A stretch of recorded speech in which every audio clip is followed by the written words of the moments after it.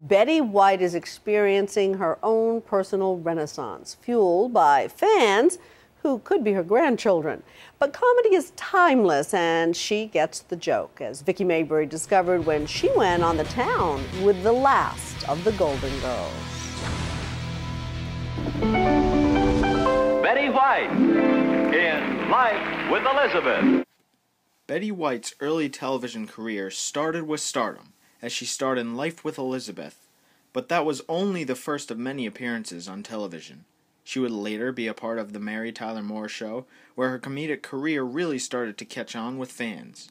Maybe her most famous role took place in The Golden Girls, where her famous sick type of humor really came into action. Can you believe that backstabbing slut? White also was not one to shy away from even smaller roles on game shows, commercials, and she was even voted to host the famous show SNL via Facebook by her fans. Facebook is a great way to connect with old friends. Well, at my age, if I want to connect with old friends, I need a Ouija board. White has worked incredibly hard to get to where she is now. I've been working steady for 63 years, you know, but everybody says, oh, it's such a renaissance. Maybe I went away and didn't know it. But Okay, 1, 2. Betty White has been able to attract many fans of all ages throughout her long career in all that she has done and continues to do today. They admire her for her individual work on television and the work she has done with the city of Los Angeles in becoming the ambassador to the animals she so much loves and cares about.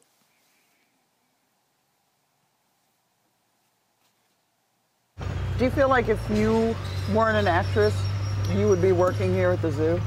oh, growing up, first I wanted to be a forest ranger, and girls couldn't be forest rangers back then. And then I thought, oh, but I want to be a zookeeper. Well, back then, girls weren't zookeepers either. But I wound up a zookeeper. Though White is indeed not a zookeeper, she does have a connection to all of the animals. There's Billy. Come on, darling. Come on, sweetheart.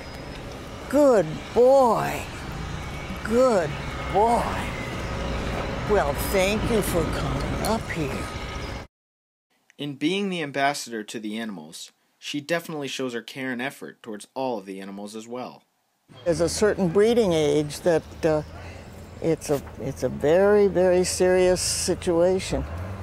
But we'll find her for you, Billy, I promise. You're going to find him you're like a matchmaker. Absolutely. Like the elephant matchmaker. White shows this personal relationship with these animals through her conversation. You are pretty adorable, but I bet you know it. While White can be serious on the job, she can get a laugh out of those around her at any time. Baby. I'm thinking of breeding them.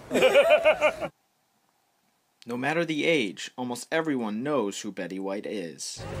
That's a nice. You're driving through here, or you stop, and all these people want to take your picture. Oh, and they're all so nice. They're young enough to be my grandchildren almost. Oh, well, I'm the oldest old broad on the face of the earth. I'm 88 and a half, and a lot of these people, the kids have grown up with me, and their parents have grown up with me, and their grandparents have grown up with me.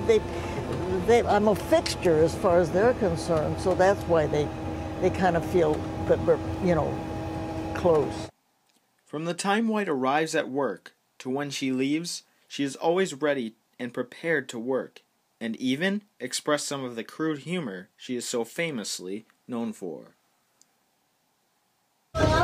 Victoria's having a senior moment. Betty White is having anything but a senior moment. That's not a phone, dear. We're just singing them off. I mean, this stuff just comes to you, and it's a little bit risque. I have a bawdy sense of humor. I have to keep my mental editor awake at all times, and sometimes he dozes off. Anything in showbiz that you want to do that you haven't? I always have one answer for that question. That's Robert Redford. You mean you want to star opposite Robert? That's not necessarily what I meant, but if that works for you, fine. White truly cares about the job that she does, in television and with the zoo. She is one of a kind.